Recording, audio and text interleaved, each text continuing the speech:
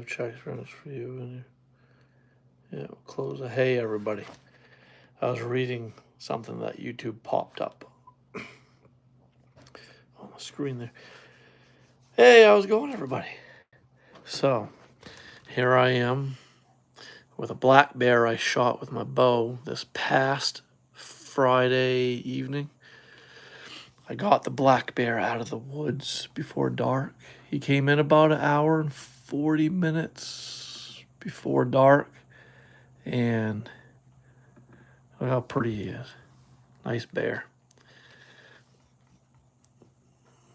Well, actually, so that black bear happens to be the one that's been coming all along. I passed up what I thought to be a small black bear a week prior to shooting this one with my bow. And I thought the one I passed was smaller, or was the small bear. But when I looked at the video I took with my phone, looked at trail cam pics, and actually like shot this bear, harvested this bear, got this bear out of the woods, and watched video footage of the kill shot and everything, and the video that I got of this bear coming in, and compared it to the trail cam pics, and compared it to the video I got of the bear I passed a week prior. It happened to be that all of it looked just like the bear I shot. It all seemed to be relative to that bear I killed. Like, it was all along that bear. But what's funny is all during pre-baiting season, this bear was mostly nocturnal. It'd come in like at 11 p.m., midnight, 1 in the morning, and then like randomly it showed up at like 6:38 p.m., like 2 hours before dark. That was earlier in August or pre-baiting. It was at 6:30. There was still like 2.5 hours of daylight left back in the middle of August during pre-baiting season. And this bear showed up about at that random time in the daylight, and then it disappeared for like 3 days. And when it came back at like 9:30 or 10 o'clock at night. It was very random, and that's just how black bear hunting can be, like over bait. Really, to be successful at shooting a big mature black bear, you really have got to have like a lot of time. A lot of times, just a 1 week, like having 1 week long hunt isn't always enough to get a bear. A lot of people pay a lot of money for a guided black bear hunt and will go for 6 evenings of sitting over the bait and might get lucky to see like a sour cub or see a little bitty cub come in, and all those 6 evenings of sitting, and that's it. And a lot get skunked. A lot people that pay for guided black bear hunts don't even see any bear at all in that week. I actually didn't see, yeah, my first week of hunting this season, I didn't see a bear at all. I sat my bait site every single evening of that first week, and the trail cam pics I got was of a bear coming in an hour and a half after I had left in the first week. And that was my first week of bear hunting. I didn't see zero. I got a big fat goose egg.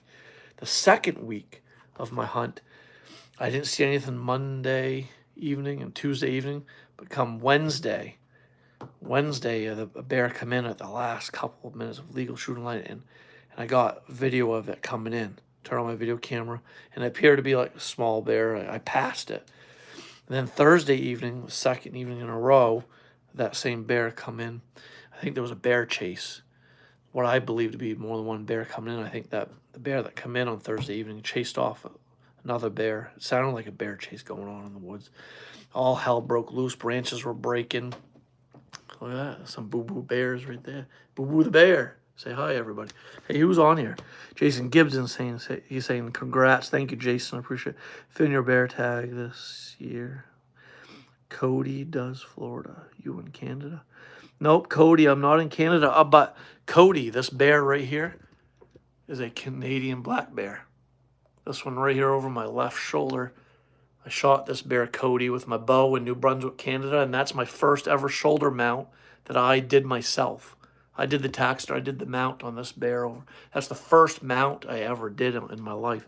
I've been practicing taxidermy for like 3 years, And that New Brunswick bear I shot with a bow is the first mount I did. Yeah, let's see, let's go to photos, everybody. I'll show you. I'm going to get into the moose content soon, but here's a picture of the little guy. Let's see, here I am caping it. Look, that's a scary thought picture. Look at those teeth. You start from the mouth, the teeth, and snout, nose end, and you roll that back towards the eyes when you're caping them out. And then, so I got him caped, draped over the barrel. And then, let's see, here he is salted.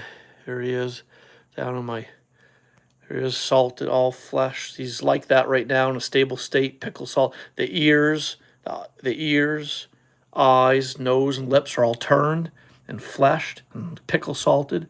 All this was rough flesh. All the meat and fat and membrane was scraped off with a knife, and I rubbed the pickle salt in them.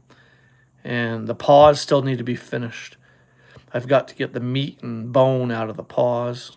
I've got to skin that down to the knuckles, to the claws, all 4 paws. I've got a little bit of fleshing to do near the tail end, but he's in a stable state, all salted and pickled up with pickle and salt. And I'll get him in the actual pickling bath, the preservation tanning pickling bath soon. So I'm doing a full life-size tanning of the bear. I'm going to tan the bear life-size to maybe make a rug out of him. He'll be fully tanned. I could potentially do a full-body mount with this bear. I could just do a 3/4 mount, shoulder mount, like I got up here. That's a 3/4 mount.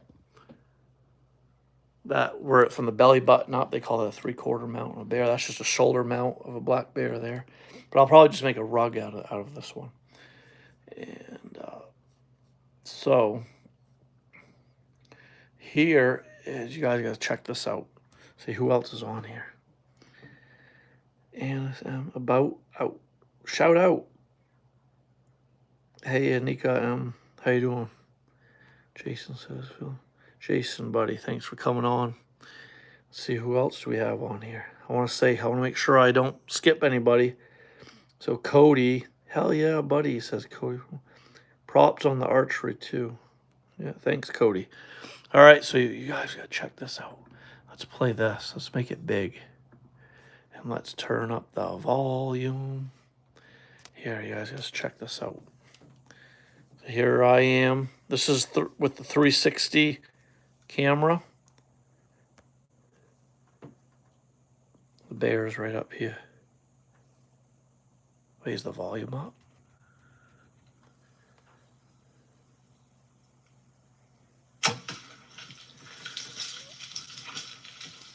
Oh yeah, we gotta replay that. So this is with the GoPro Max 360 camera. I was able to see you're able to edit these clips. I could have made this even better than what it is, but I rushed it. I just wanted to get something quick put together. So there's the bear. About an 18-yard shot.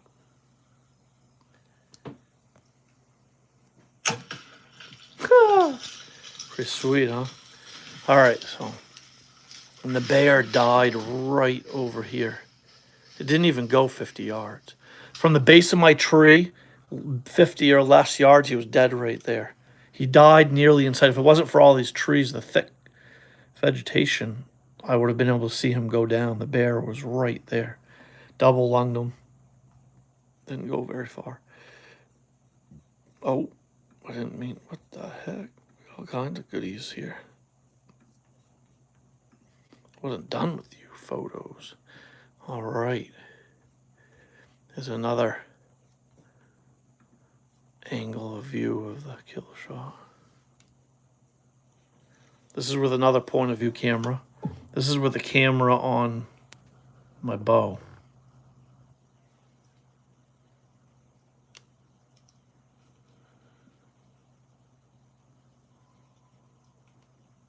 And he died right there. All right. Pretty cool, huh? See, oh yeah, see, there's the 360. That's the GoPro Max 360 camera. I got it strapped to a tree out in front of my stand. That films in 360 degrees. You can make all these cool, you can make it appear like you had a cameraman all along, because that's taking every single angle that took. I was getting B-roll of me in the stand and my reaction of the bear coming in, and I was getting B-roll of me turning on my main camera, filming with the main camera, getting B-roll of me getting my bow ready and drawing the bow. And you could, oh yeah, those cameras are great to have if you're self-filming. Oh yeah, that's last year's buck. I've got him all mounted up. Actually, in this photo is him. If we go back here to my salted bear, that's him right there, guys. That's last year's buck, all mounted. This is my 9-pointer I shot with my bow last year. I do my own taxidermy, and that's him all mounted up. I've got to do the finishing work to him, but he needs to have some epoxy and airbrushing done. And this is another buck I had shot many, many, many years ago. I didn't mount this one. This was mounted by another taxidermist, but that's just I just got him down there for reference and stuff. As I'm mounting other deer, I try to make mine better than it. That was done by a licensed commercial taxidermist that does it for a living. So it's good to have one of them on hand as reference, so you can try to be better than them. And there's a lot of taxidermists out there, and there's competition, so it's helpful to learn some cool tips and tricks to try to be better than the other guy. All right, who's on here?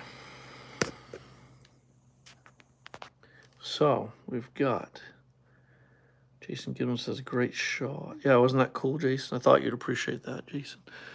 All right, so enough. Now talking moose hunting. Look at these guys. We've got Josh and Jason. Now, I think Josh's dad, was it Josh's dad that drew a moose permit? I'm going on another moose hunt this year, everybody, with these two guys, with these great, this is my best friend, my childhood best friend, Jason, and this is our buddy, this is his best friend, Josh. And I got to know Josh very well through my childhood best friend, Jason. We're all a group of friends. So them, and if we go up, scroll way up, go past family photos and Christmas photos, all that good stuff, and my cats and let's see, and deer that I mounted. Let's see here. Oh, you guys will appreciate this. Hold on, girls love. Let me pause for a sec. So, girls like bear hunting too. What's that blood doing on your cheek? Explain yourself, miss. It's all about having the fun, and it's all about having the fun for one, and celebrating this. You're awesome. You got to celebrate the trophy here. And the reason why I have blood on my face is because my friend, who's a Barbie, is out with her man friend, baiting right now, and I'm gonna go give them their beers, and they're gonna see me with blood on my face because one, and two, I love hunting. Yep, so that was my bear, guys. She's admiring my last year's black bear. I pulled into the gas station to get ice for my bear, and she happened to notice the bear and stuff in the back, and she bear hunts herself and is a hunter. And she jumped right on the back of my truck, smeared the blood on my bear on it. Clearly she was buzzed. She had been drinking, she was buzzed, and she was going to a party and stuff. But yeah, she likes bear hunting. So see, girls like bear hunting too, everybody. See who's on here. Wooly 2012 says, good job, how big? Joe Dutiel says, I had a bear hit my baton origin but never came back. Cool. So what do you mean, Joe? What do you mean, Joe, by you had a bear hit my baton origin but never came back? And Wooly says, good job. Thanks, Wooly 2012. All right, so let's see. Let's scroll up here. So I'm looking for all the moose pics. We're gonna get into some moose content here in a second. So for anyone that's watching, anyone on here, did you draw a moose permit this year? Are you planning a moose hunt? Are you going on a moose hunt anywhere in the world? Let us know in the comments. Share with everybody who's on here live with us your moose hunting experiences, Let us know if you drew a moose permit for the state of Maine, or if you are going on a guided moose hunt in Alaska or Canada or anywhere in the world. Let us know about your moose hunting experiences. Yeah, so here we are. So here's some moose pics. So I'm going on a moose hunt with some more deer stuff, all kinds of. Here's the first moose mount I ever did. So this was the trophy bull moose that we got a couple years ago, and I did the mount. Or I got them all pinned up and drying. That's my first moose mount that I ever did myself. I can't wait to get my license. Here he is. Yeah, nice bullwinkle, huh? So that's my first ever moose mount. So Steve, Skip, Josh, Jason, Mark, me, we're all going on another moose hunt this year, everybody. So the Josh's family drew 2 moose. This is last year's bear I got. This was bigger than the one I got this year. See, look at his head. A big old blocky head on him. This bear weighed over 240 pounds, field dressed. I shot this one with a shotgun with a slug. Let's see. Let's get on to the moose. So here's Jason. Yeah. Look at this. Here we got.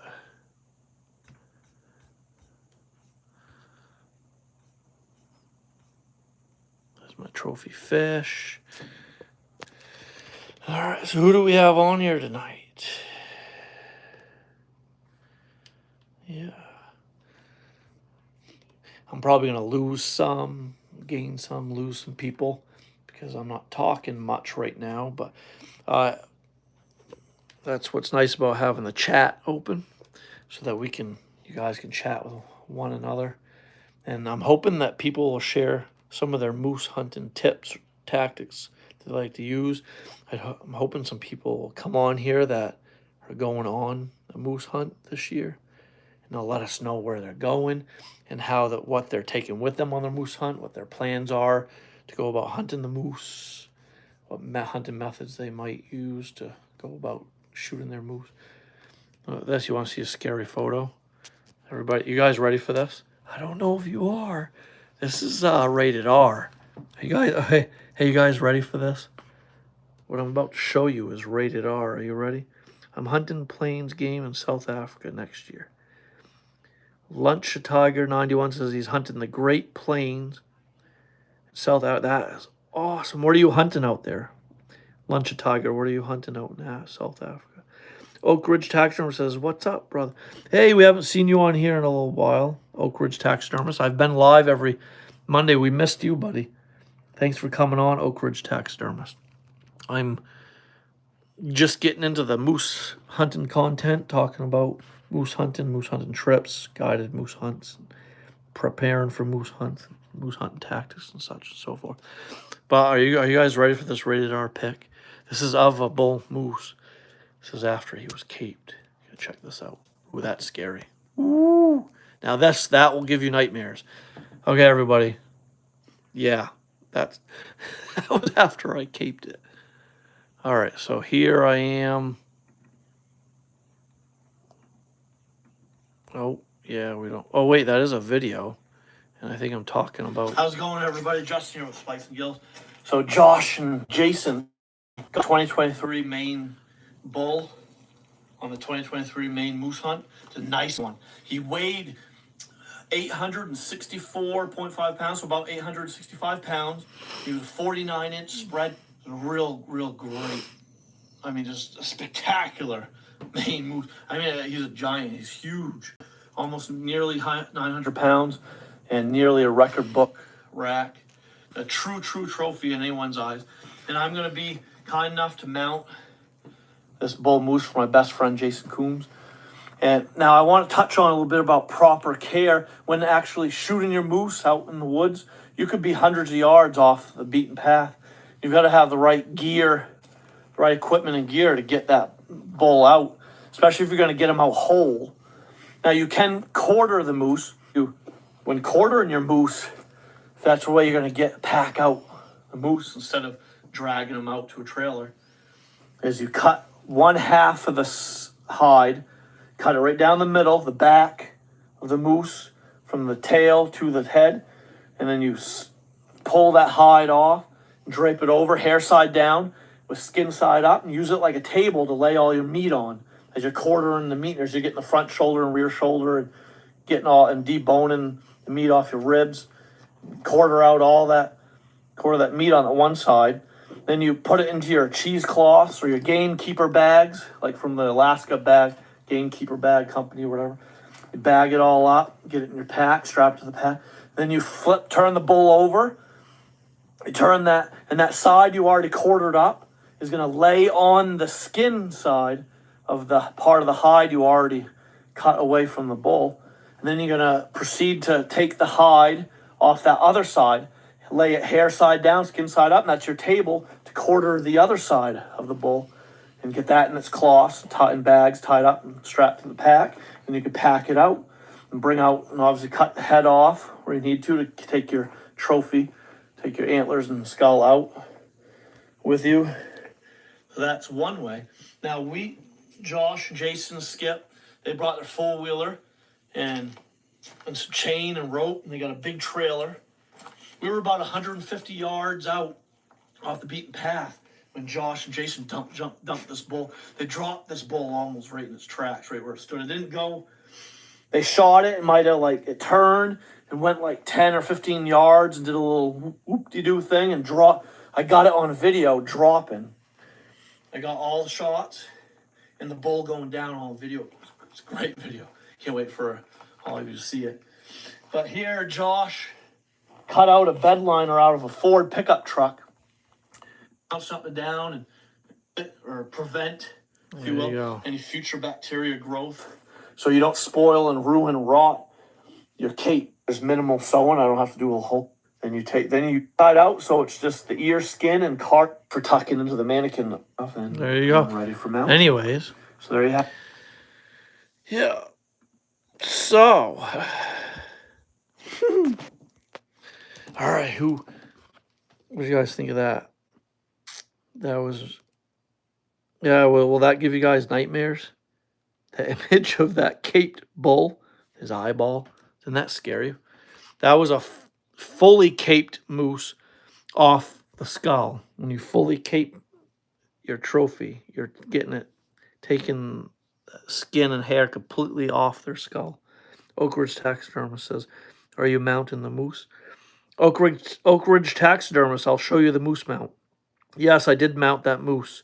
It was my first ever moose mount. I'll show it to you in a second. See, Lunch Tiger says, one I give away from Infinito Safaris, and they cover lodging and all. That's great, Lunch Tiger.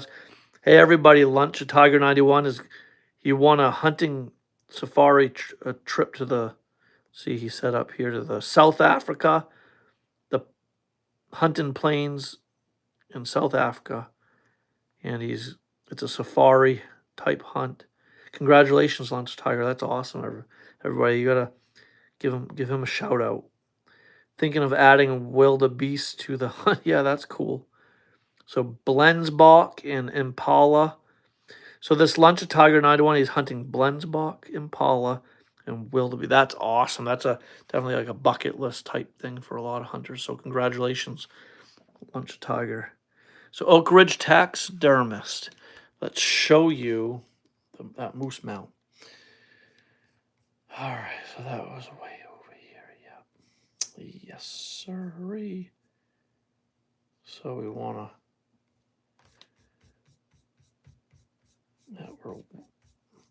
the moose mount right here.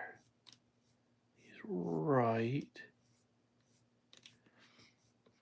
So Oak Ridge Taxidermist. So yeah, you're not the guide. There is a guide that has from Saskatchewan that's come on here live with me on Monday nights. So here's... All right, so here, Oak Ridge Taxidermist, here's Oh, wait. Yeah. So here is the rat. Me test fitting the skull plate. I had already attached the pieces of the mannequin. I roughed the mannequin. I prepped the nostrils, eyes. All right, let's see here. Here I am. This is me test fitting Bullwinkle. Giving him a good old test fitting. Just making sure it fit, that it would fit like a glove. I was making sure I didn't have to manipulate the mannequin in any way, shorten the nose or lengthen the nose, or making sure I didn't have to plane down, sand down, or grind down any of the mannequin around the shoulders and back. I was hoping I didn't have to mix up a batch of foam and cut away, screw and refoam and reform.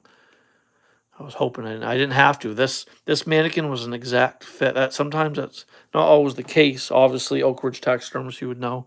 A lot of times we need to manipulate the mannequins and such, so forth. See, and then here's the guys picking them up. Okay, here I am getting them mounted. Here's his eyeball, ear. All right, let's see. Here's another. Oh yeah, here he is, all pinned down. I got him drying, pinned down and drying. Got the nostril stuffed, the eyeball.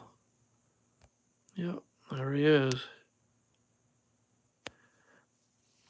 So what do you think, Oak Ridge Tax? Well, that's my first ever moose mount. First ever moose mount right there that I did myself. I'm hoping to get my taxidermy license this winter. All right, let's go back up. So let's get back on me. All right, so let's see, we have one guy going to like Africa on a safari hunt, everybody. No one on here said they're going on a moose hunt yet. So Lunch Tiger says maybe if I save up enough, I can go after dangerous game. So you want to be careful out there, buddy. But that's awesome. You're going on that hunt. Are you mounting the moose? Let's see, Oak Ridge. So Jason Gibbs says none for me this year. I think Jason meant like no moose hunt this year, maybe. I think that's what Jason meant. So who? Yeah, we probably lost.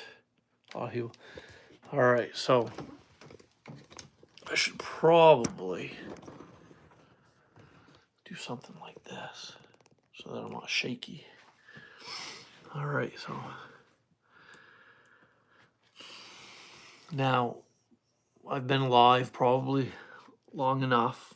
I didn't want to go live too long tonight. I've been like over an hour every Monday, and that's fine because the longer I go live, the more and more people find my channel, find the video, and the more likes I'll get, the more new subscribers I'll get, and such and so forth. But for those of you, see, Lunch Tiger said would like to, yeah, that's cool. A lot of people have the misconception that moose are dumb, clumsy animals. That's just not so. As I stated in the description of this live stream, and as the title implies, I'm going to talk about just how smart, intelligent, and mature bull moose are, and just all moose in general. Your adult cows. There's this biologist that I run into in Walmart. I think he recognized me from my YouTube channel or something. We were in the hunting aisle of Walmart, and this gentleman acted like he recognized me, or it was the other way around. It could be that I thought I recognized and knew him because I had seen him in my area from where I live in Maine. I've seen this guy around, and when we got to talking, he did say he's done a lot of work in my area around where I live. So it could be the other way, or it could flip that I may recognize him instead of him recognizing me through my YouTube channel. Hey, that in a perfect world, I'm famous and well known through YouTube, right? Not. But what's really cool, everybody, is that if you've been on moose hunts, or if you have not, you're planning on to go on a moose hunt, or if you have, if you're someone that has encountered moose in the wild or seen moose all grown up, and you've always had that just thought in the back of your mind that moose are just these big, clumsy, dodo, kind of stupid animals. It's so funny that funny and strange that a lot of people see this big 1,000-pound animal out there with a massive bone structure on its head, and they just automatically jump to conclusion that it's a dumb, clumsy, stupid animal. But this biologist, man, his story he shared with me this is his biology experiences he's had. What he had to share with me was him and his colleagues. They had live trapped, like either tranquilized this young bull moose at like 2 years old. So he probably barely had a few points on his rack. He wasn't a very old, big bull. He was like 2.5 years old. This biologist and his colleagues radio collared this bull at a very young age and let him go. And each and every year, they'd go out with radio telemetry to try track down this moose, find where he is, where he's at, make sure he's still alive, and so forth and so on. Now, what a lot of you people don't know, what a lot of people, this is where education is important about radio collaring and stuff. A lot of folks don't know that those radio collars, they don't choke and kill the animals. They actually have pressure release buttons in design set in that collar, so that in the event the neck swells too much and that collar starts pinching down and choking, that it will release so it doesn't kill the animal. It's a very humane way of biologists track and to study animals and follow animals whereabouts and stuff, so they can learn about the deer and moose and bear, whatever they put radio collars on. So this moose had a radio collar for a couple of years. What's so neat about this is they would think they were gaining ground on this moose. They'd have their radio telemetry gear up. They'd pinpoint, get a ping or on whatever device they were using on where that bull moose was, and they try to close the distance. They'd drive the dirt roads, try to get close. They'd get up, put their packs on, and grab all the gear, and they'd start on foot, hiking through up over the ridges and hills and valleys, and they'd try to get as close to this bull as possible as they could. They were hoping to tranquilize him, to immobilize him, go down, and to go and study him more. Probably get some bone marrow samples out of it, get some blood samples, maybe, and to take the radio collar or replace it with a bigger one. And pretty much the radio collars, they're fitted for the animal at that point, that year. And obviously as the animal grows and gets bigger each and every year, their neck could grow size, and that radio collar would eventually fall off. So that's what happened to these biologists. They were hoping to catch up with a bull to replace the radio collar with a bigger one that would accommodate him just fine. They wanted to keep radio collar on this bull to keep studying him further, following him. And this bull constantly eluded these were biologists. I mean, these were so-called wildlife biologists. A lot of people have the misconception that if you're a wildlife biologist, you can get close to any animal. That's just not that they have the ways, technology, tactics, and the ability, and the know-how and knowledge to get close to any animal out there. But this bull, at a young age, he was now probably like 3 years old. They radio collared him at 2.5 years old. At 3 years old, they eluded them. They could not catch up to this bull, get him to replace his collar, his radio collar, and such so forth. And I think, what did he tell me? He made it to his 4th year. At 4 years old, he still had that radio collar. So I'm guessing his neck didn't swell enough, or the neck didn't grow big enough to release the collar. The bull carried this radio collar with him for like over 2 years, 2.5 years, for the duration of the year that they put it on him. At 3 years old, they couldn't get. I mean, they'd track him with radio telemetry. They'd be able to tell that he was on the other side of this mountain, and the biologists, they'd set out to try to get on him, to get to him close enough to tranquilize him. So, and they're shooting a rifle, a gun with darts, with tranquilizer in it, and what they're trying to do is get up on the moose, tranquilize them, get them down, do what biologists do, replace the collar, blah blah blah, this and that. They weren't successful. That I mean, it was just nuts. It was crazy. And this biologist, he told me that the bull survived. He lived into his 4th year, and they found that he still had that collar on at 4 years old. So they, again, at 4 years old, they went out to try to track this moose down with radio telemetry gear, and in hopes to catch up with it, to collect their collar and replace it with a more comfortable, better fitting collar. I mean, at this point, for 4 years old, the collar still had yet drop off on its own. Like I mentioned earlier, collars are equipped with special release mechanisms or pressure release like buttons in them, so that in the event that the neck does swell and get bigger, the animal won't choke to death from the radio collars that biologists use. And this guy proceeded to tell me that they'd get pretty close. They'd get within like couple hundred yards of this bull, and he may have caught their wind, may have heard them coming, saw them. He said this bull. This is actually really neat. This is a good takeaway for all of you folks that are going on a moose hunt. What I'm going to share with you right now, what this biologist told me, is a great takeaway to take with you take this knowledge with you when you go on your moose hunt, and just know, and leaving here today, leaving this live stream, just know that moose, bullwinkle out there in the wild bullwinkle is not a dumb, clumsy animal, not as stupid of an animal as you may have thought that they were. The biologist told me that this bull that had been carrying that radio call around for 3 years, and he always stayed in the high ground. He always had the upper hand on them.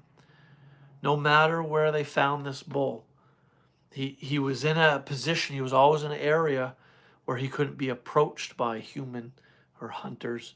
He's always traveled the high parts of the ridges, the lips of the ridges, the ridge tops, the plateaus of the mountains, and he always stayed in high ground and semi-open, sparse timber. He could always see very well, see long distance. He was always on high ground, so he could, in the event that there was danger from below, he could just leap on one hop, skip, and a jump. He was jumping down the other side of the mountain or ridge, or running deeper into timber and running up and over the hills and mountains and gone out of sight. Or and vice versa, if danger come from the other direction, he could run down the hill and be gone in a couple seconds flat and be safe a long ways. So yeah, and so this biologist, he was saying that he was so smart that he was always keeping himself in an advantage situation. The bull was always where he could win them, get the scent of the biologist coming and go, where he was always in a spot, an area where he could hear the approaching trucks, cars coming going up the dirt roads. The moose was always in a spot, in a location where he could see long distance, see approaching humans. So you guys, if you're going on a moose hunt, planning a moose hunt, and just know this, that big old mature trophy bull moose, they're going to have the upper hand, really. They survive for a living. That's what wild game animals that we pursue as hunters go out to try to kill do for a living. They survive. They're survivors, and these big old bull moose, man, they're not to be taken lightly. They're not to be taken for granted and not to be thought of as dumb, stupid, clumsy animals. They really aren't. And so the biologists, they think they were honing in on this moose, and he was always in that spot, that location where he'd see them coming and he'd bound and jump away, or he'd get their wind or scent. And this biologist said that moose, when it did find out that he was being pursued, when this bull knew that they were after him, tracking him and on his tail, he would run miles and miles away. This is also really neat, peculiar, and this is very interesting. And the biologist told me that they don't know what he did that many miles away. The moose would, when they were trying to close the distance and get up on this moose to tranquilize him, put him down, replace the collar, and maybe take bone marrow samples, blood samples, and do other things that biologists do for their studies and whatever data they got to collect off the moose. They try to do that to this bull, but once the bull caught onto them and knew that he was being pursued, he would go miles and miles away. I think he said he'd be like 10 miles off. He'd run 10. He'd just go nonstop, and he'd be out of range of their radio telemetry stuff. But he thinks he was at least 10 miles away on another mountain, several mountains away. And he'd stay for a couple days over there, wherever he went to. And this is really neat and peculiar and interesting. The bull moose ran to the same location, ran to the same general area of this mountain range each and every time they would close the distance on him with their radio telemetry gear. The moose would run like 8 or 10 miles to that other mountain range.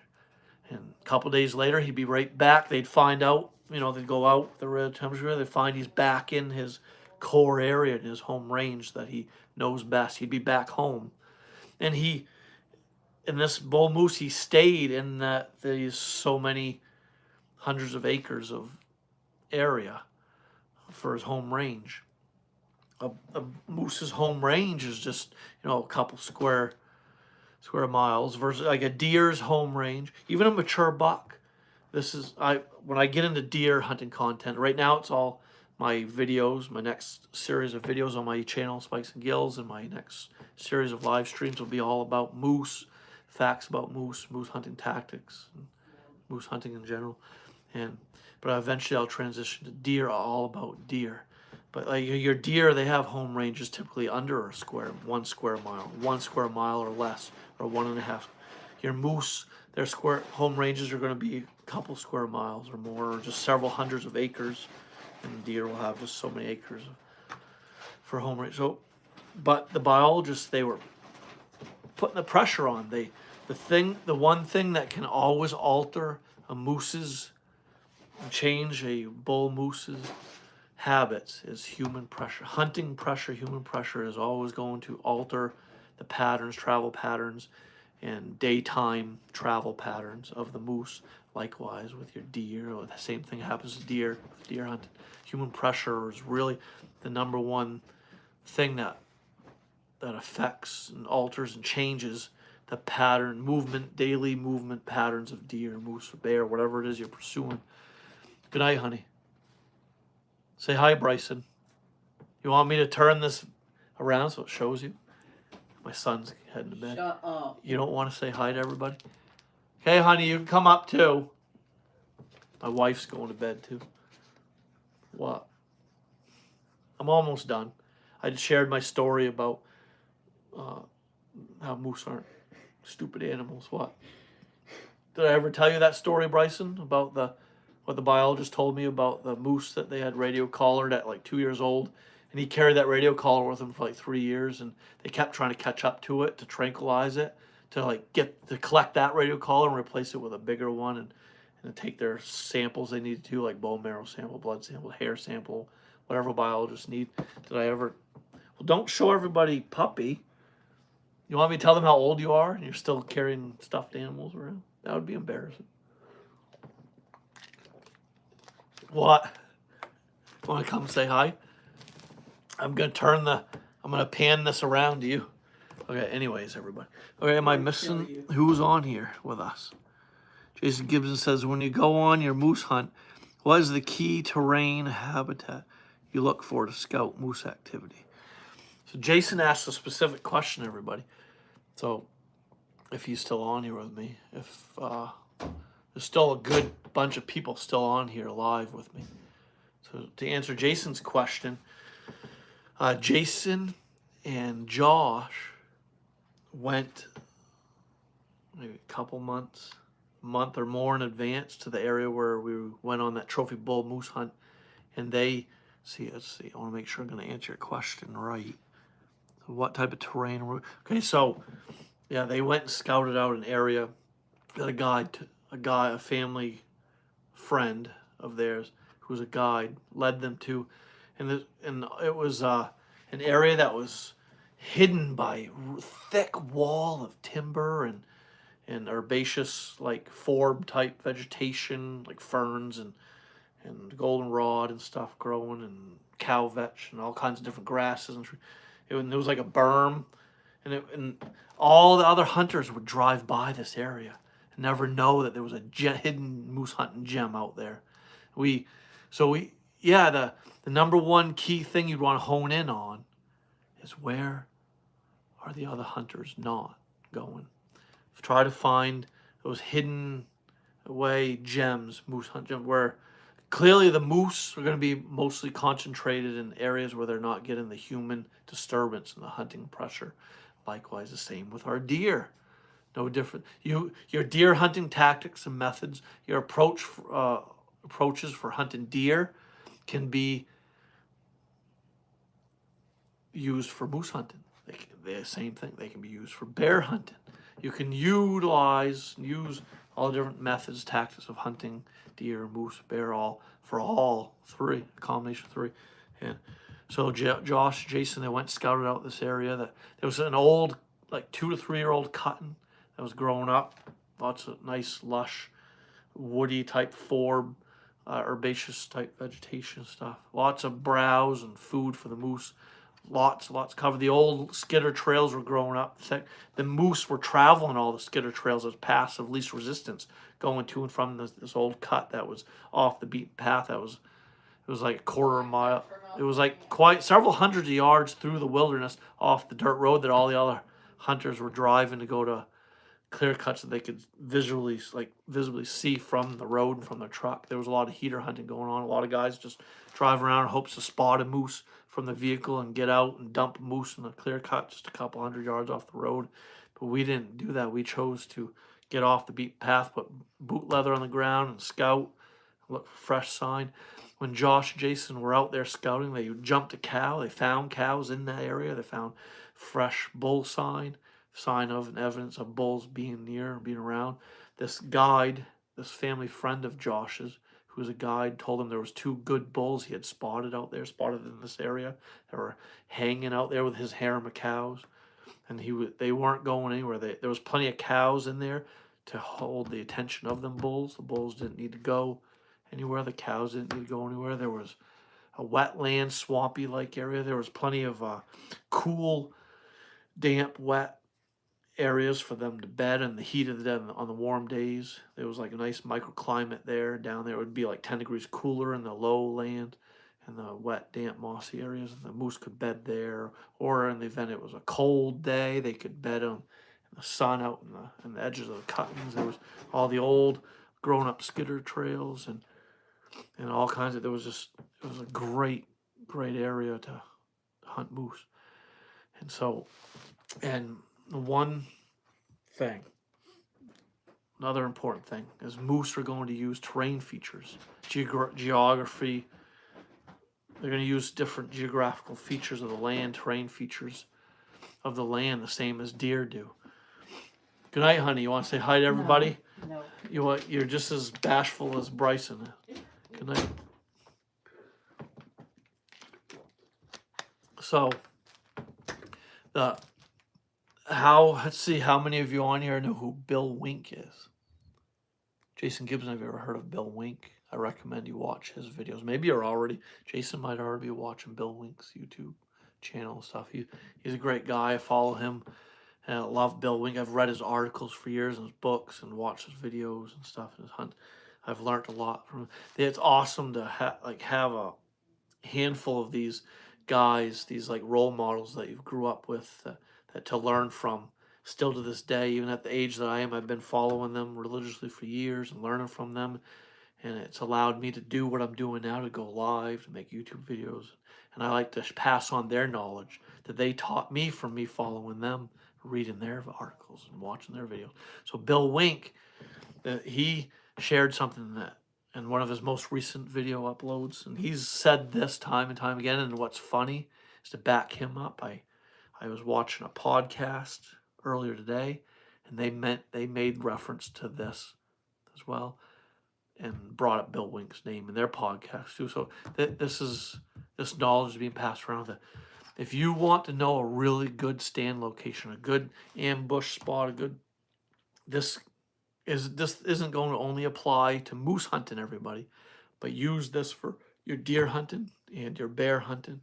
If you want to hunt bear conventionally and conventional methods, not using bait and dogs and trapping for your bear, kill your bear, then you can use this for bear hunting. And this is great for deer and moose.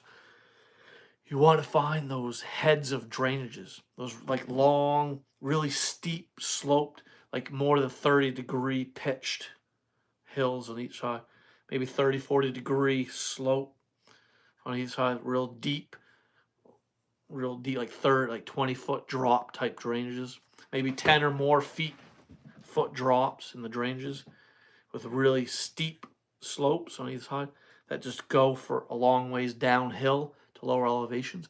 The heads, the tops of those drainages are that's like a number one stand location. I'm going to do a YouTube video later on when I get into the deer hunting content and like top stand locations, top ambush setup spots, places to set up to ambush deer. That'll be in a later future video. But if you with moose hunt, you can look for places like this with your moose hunting as well. When you're in the mountain, a lot of these type drainages exist in the mountains. Obviously, in the mountainous terrain, you're going to have other cool topographical type features that you can use to your advantage too to be a successful hunter. You can find benches or like benches are little like flat plateau areas that you may have like a really steep 45-degree angled ridge going around, make like around a bowl and then like a valley, and then all of a sudden it starts to flatten out, stops being that pit, that it might start flattening out, plateau out into like a bench. And your deer and bear and moose, they're obviously not going to walk that 45, 30 to 40-degree angle slope. They'll walk the top lip of that long ridge or mountain, and they can walk down that more gradual slope onto that bench and walk that bench to get to the other side. And then obviously there's your saddles. Saddles look just like a saddle on a horse. Saddles are little like dips or like bridges of land that connect one slope to another, and it looks just like the saddle on a horse. Those benches are great areas, pinch point bottleneck travel ways, and good stand locations. Hunting benches would be on one end or the other, where the bench slopes down, or the at the corner of that bench, the corner where it meets the ridge on one side, and that the corner of that bench leading towards going across the valley or ravine to the other ridge on the other side. That would be right there. Could be a good stand location. So there's all you want to pretty much study your terrain when scouting for your moose hunt. Look at your Onyx app, any of your mapping apps you may have. Look at your maps in general that you have, and look at your topographical features, topographical lines. Look at your the word here is contour.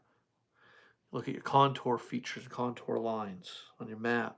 Find those steep areas and find those benches and saddles, and find those drainages, those really steep, drawn out, deep drainages that go on forever. That tops, you want to hunt right there. Man, that's a dynamite spot. That could be a great area to ambush a moose, to like set yourself up, put out your scent wicks with your attractant cover scent, and that would be a great place to use your mouth type moose calls or e-collar to try call in a bull, coax a bull either way. That they're most likely going to funnel their way into that top of that drainage.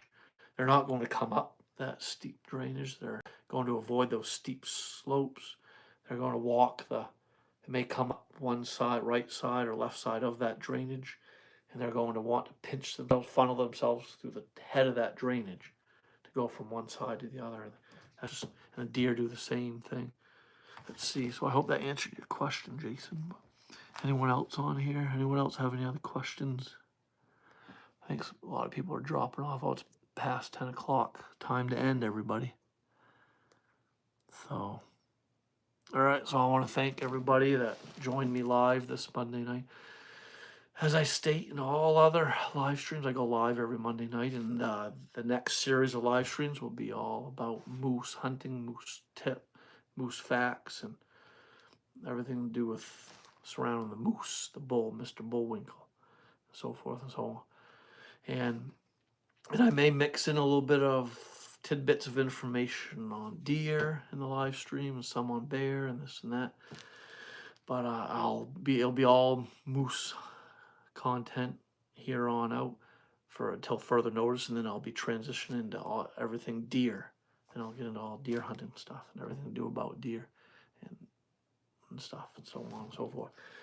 So if you're still here listening, my books, Wild Man Outdoors, Hunting Tactics, Tricks, and Secrets, and the Sit Spot, Discovering the Forest Near You, they can be purchased in the description below my videos. The PayPal links to order my book, Wild Man Outdoors, Hunting Tactics, Tricks, and Secrets, and to order my book, The Sit Spot, Discovering the Forest Near You.